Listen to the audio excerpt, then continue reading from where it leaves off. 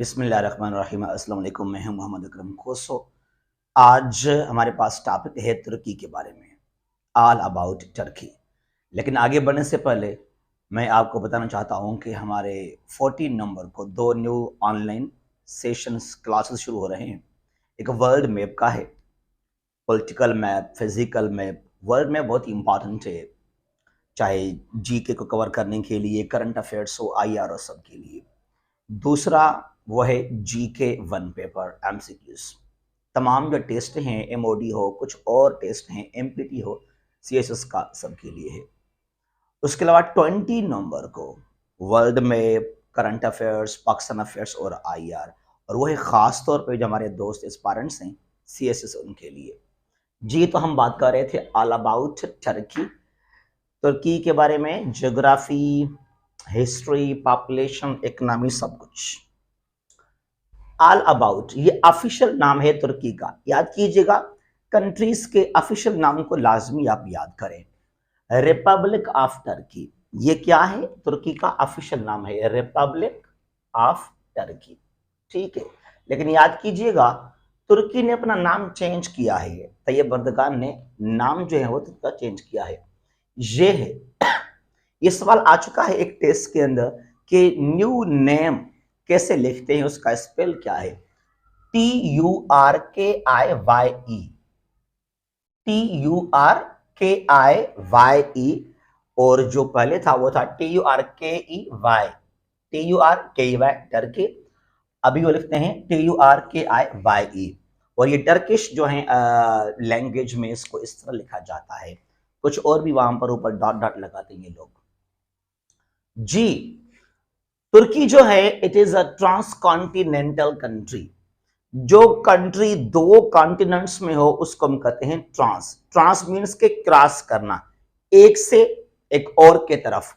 Transcontinental यानी कि वहां पर दो कॉन्टिनेंट्स हैं। दो कौन से हैं? एक यूरोप है और एक एशिया है। तुर्की जो है वेस्टर्न एशिया में लोकेटेड है, मिडिल ईस्ट में लोकेटेड तुर्की।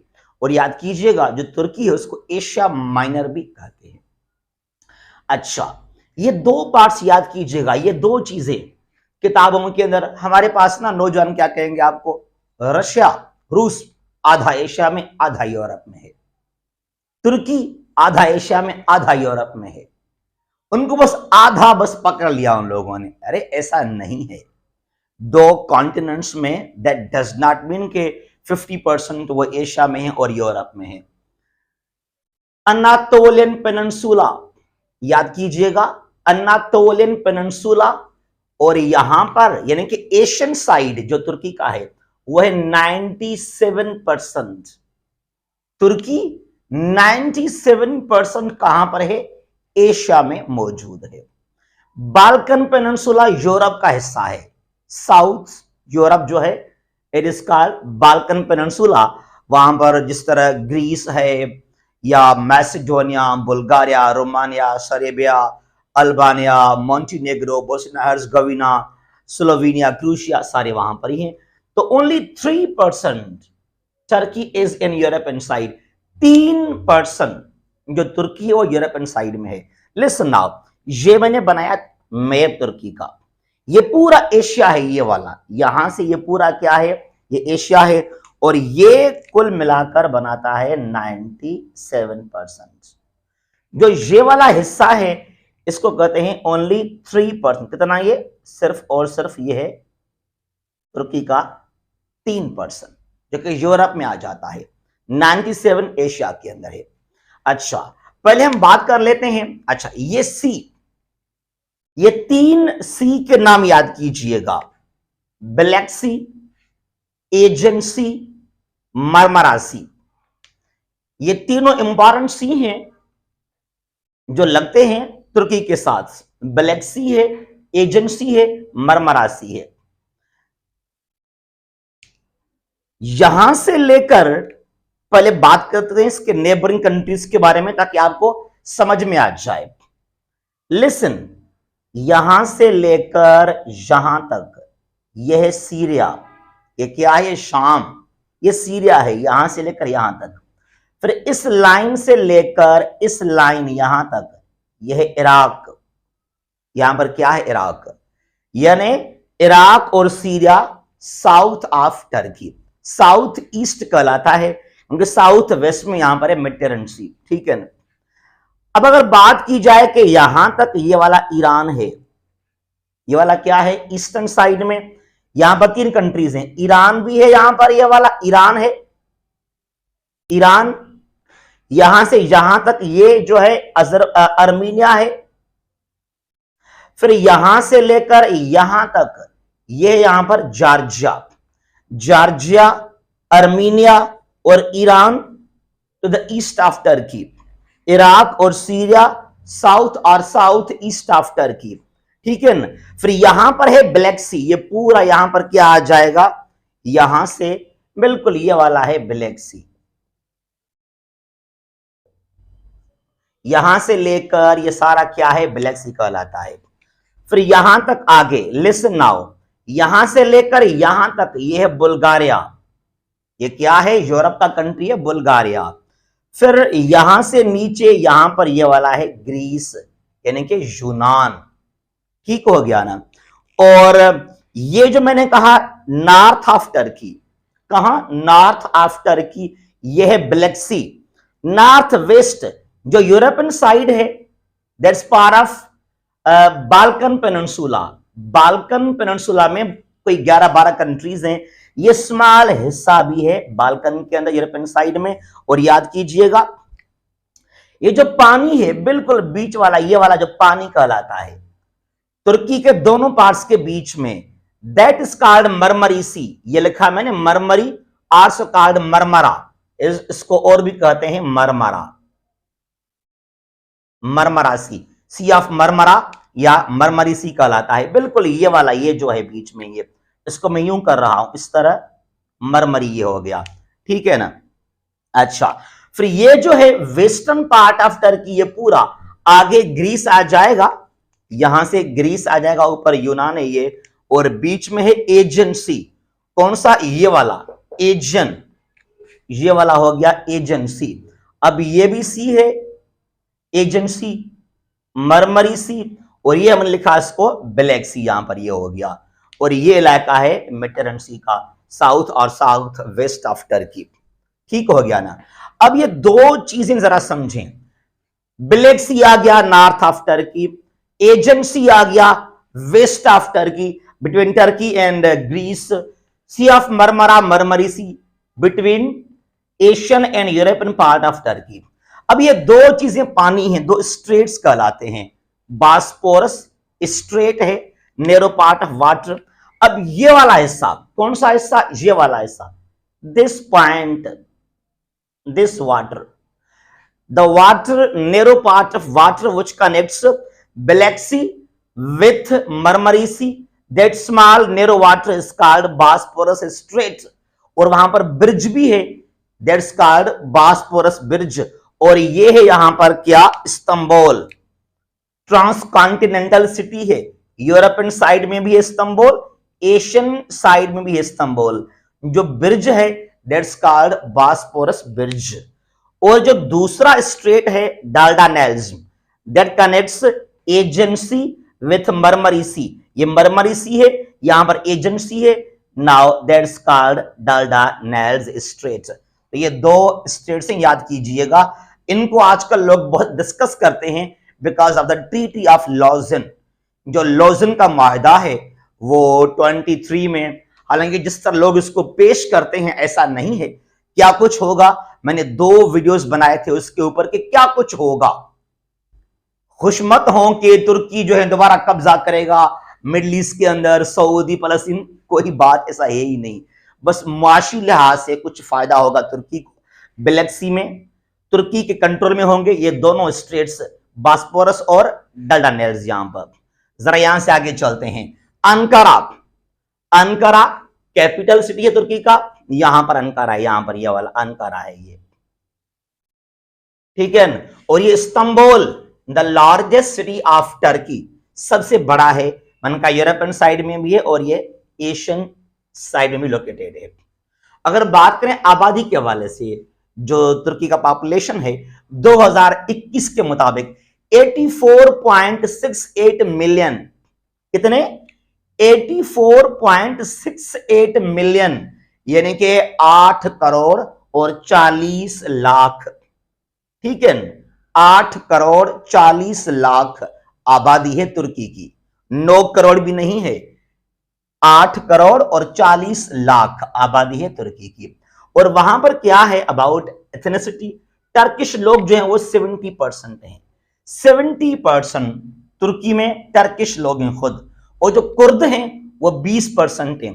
कुर्दिस्तान तुर्की का साउथ ईस्टर्न इलाका, ये वाला इलाका, यहां कुर्द ज्यादा हैं, याद कीजिएगा। South east of Turkey, north west of Iran, ये ईरान है यहां बिल्कुल, ये north of Iraq, east of Syria, ये पूरा जो इलाका मिल जाता है ना, ये एक्चुअली कुर्दिस्तान है यहां पर। लेकिन तुर्की ने, ईरान और शाम ने इतने राइट्स इनको नहीं दिए। इराक के पास जो कुर्दिस्तान का इलाका है उनके पास कुछ राइट्स ज्यादा हैं, तो कुर्दिस्तान जो आजकल कहलाता है वो इराक का इलाका कहलाता है। उनके पास काफी वहां पर खुद मुख्तियारी भी है और वो चाहते हैं कि हमें अलग मुल्क मिले यहां पर लाजमी। यहां से आगे चलते हैं। 99.8% तुर्की में इस्लाम है, यानी कि मुसलमान है, 99.8%, और 0.2% वहां पर क्या है, वहां पर ईसाई भी हैं और कुछ वहां पर और भी हैं कम्युनिटीज तुर्की के अंदर। अगर हम बात करें जो इकोनॉमी है तुर्की की, इकोनॉमी जीडीपी कितना है, माशाल्लाह माशाल्लाह माशाल्लाह, 853 $853 बिलियन। पाकिस्तान का 400 भी नहीं है, 3 पॉइंट समथिंग है, ठीक है ना, 300 समथिंग है। तो ये है 853, $853 billion is the GDP of Turkey. ये बहुत बड़ी बात है। पर कैपिटा इनकम क्या होता है? Per capita income, the average income of a citizen in a country. Pakistan एक मुल्क है, हर साल हर पाकिस्तानी का एवरेज इनकम क्या बनता है? एक गरीब बेचारा कुछ कम कमाता है, अमीर ज्यादा है, तो सबका मिलाकर एवरेज क्या बन जाता है? तो पाकिस्तान का हुआ था 2021 का पर कैपिटा इनकम 1650 मेरे ख्याल में अमेरिकन डॉलर्स, 1650 अमेरिकन डॉलर्स, यानी कि हर पाकिस्तानी साल में कमाता है अमेरिकन $1650। और यहां कितना है टर्की का? 9,961, माशाल्लाह काफी अच्छा है। 9,961 American dollars is the per capita income of Turkey, यानी कि हर टर्किश जो शहरी हैं तुर्की के अंदर वो कमाते हैं 9,961 एक साल के अंदर। ये डॉलर है, ये डॉलर। जो करेंसी है वो है lira. Lira is the currency of Turkey, lira. Turkish airlines, याद कीजिएगा ये सवाल पूछते हैं एमसीक्यूज के अंदर। टर्किश एयरलाइंस जो है ये इंटरनेशनल एयरलाइन कहलाता है तुर्की का, ठीक है।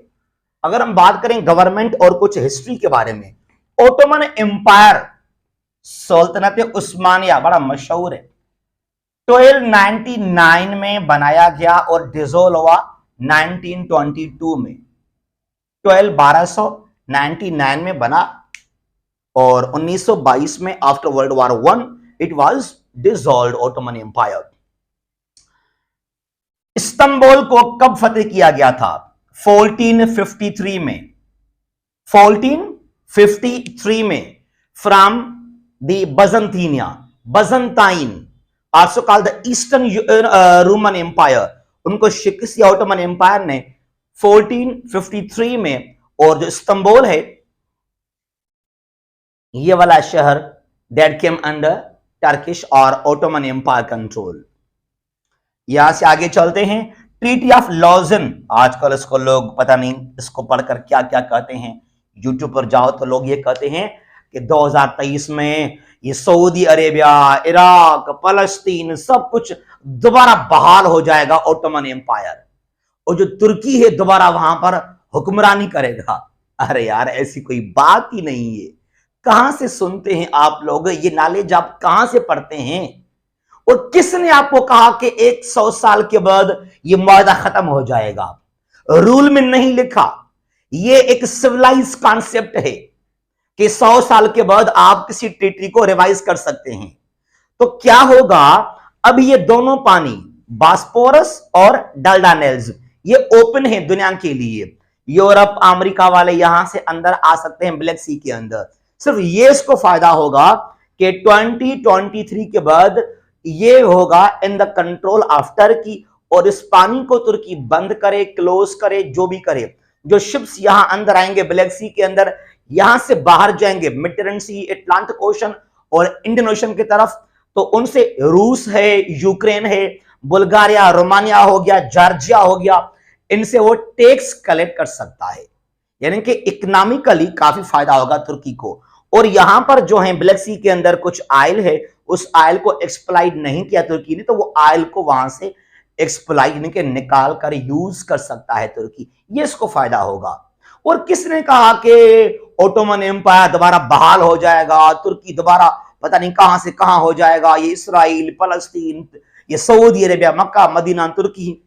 खुदा के लिए ये ख्वाब कहां से देखते हैं आप लोग यार, कोई ऐसी बात ही नहीं है वहां पर। अच्छा, ये लोजन का मायदा हुआ था, पहले था ट्रीटी ऑफ सिवरेज 1920 में। सिवरेज कहां पर है? फ्रांस के अंदर है। उसके खिलाफ लोगों ने बगावत किया तो थोड़ा उसको चेंज किया गया था, लॉजन का मायदा हुआ 1923 में। Lausanne is city of Switzerland. तो इस बात पर कोई सदाकत नहीं है, इसको आप तवज्जो इसके ऊपर ना दें कि दोबारा ओटोमन एम्पायर बहाल हो जाएगा इस तरह का। रिपब्लिक ऑफ टर्की जो इंडिपेंडेंस दिन मनाते हैं ये तुर्किश लोग, जो मनाते हैं अपना एक बड़ा सा दिन, वो है 23 अक्टूबर, सॉरी 29 अक्टूबर। 29 अक्टूबर 1923 जब ओटोमन एम्पायर को डिसॉल्व किया गया, उसके बाद मुस्तफा कमाल अतातुर्क इनका लीडर बना, जो थोड़ा सेक्युलर था। ग्रैंड नेशनल असेंबली ने डिसॉल्व किया ओटोमन एम्पायर को, फिर वहां से बन गया रिपब्लिक ऑफ टर्की ऑन 29 अक्टूबर 1923। तो फिर उस दिन को मनाते हैं वो अपना एक फेमस दिन के तौर पर 29 अक्टूबर को हर साल। और याद कीजिएगा ये पार्लियामेंट का नाम है, grand national assembly is the parliament of Turkey. और इसने खत्म किया, डिसॉल्व किया था ओटोमन एम्पायर को उस वक्त। यूनिटरी प्रेसिडेंशियल गवर्नमेंट सिस्टम है तुर्की के अंदर, यानी कि तमाम तर जो पावर्स हैं they are vested in centre, वो सेंटर के पास हैं। फेडरल में क्या होता है, powers are given to the provinces.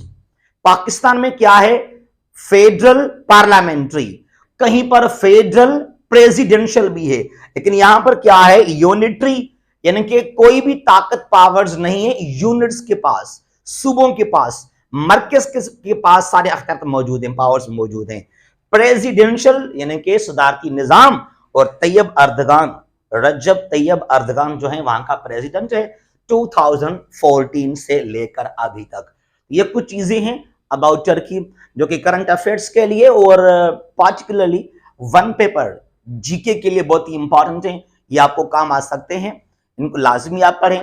और ज्योग्राफी को पढ़ना बहुत इंपॉर्टेंट है, current affairs, GK, history, IR के लिए आप ना वर्ल्ड मैप को, ज्योग्राफी को लाजमी पढ़ें, रट्टा शट्टा से तौबा करें, कॉन्सेप्चुअल स्टडी करें, और कभी फिर आप उसको भूल नहीं सकते हैं।